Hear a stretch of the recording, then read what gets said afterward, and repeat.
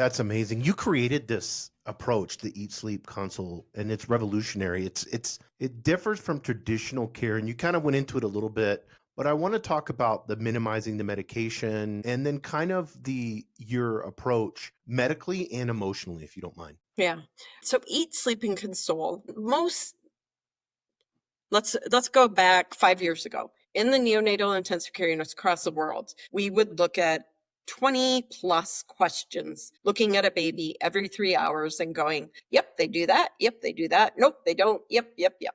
Very, very subjective. You could do it at one time and you'd get a 2, and I'd do it and get a 35. Completely not very often valid. We still do that here at Hushabye. We do training on it, and you will still get differences. So Dr. Grossman came up with 3 things. He's like, can a baby eat? Can they sleep?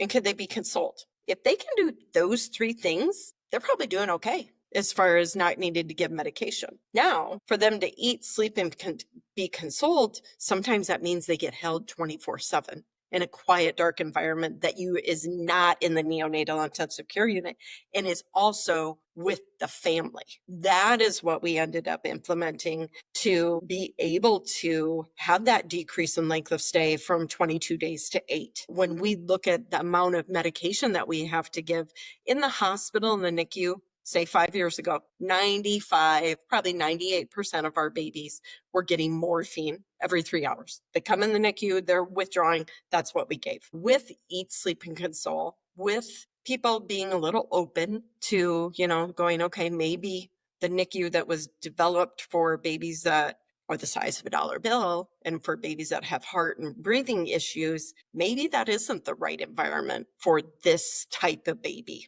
What we've been able to do, if you put them in a quiet, dark environment, like what you and I would do if we had the flu, only 8% of our babies, 8, so less than 1 out of every 10 need even 1 dose of morphine at Hushabye if they come to us not started. Mm, It that's crazy. it is crazy, and I Mhm. never would have thought it. Do babies that are exposed to fentanyl now withdraw different than what they used to with heroin?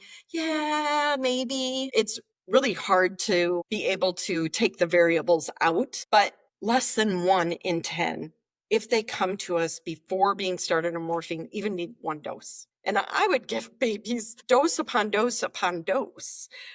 Some studies now are showing that there might be a link to developmental delays and deficits to that morphine that we're prescribing afterwards. And that is a little frightening to me.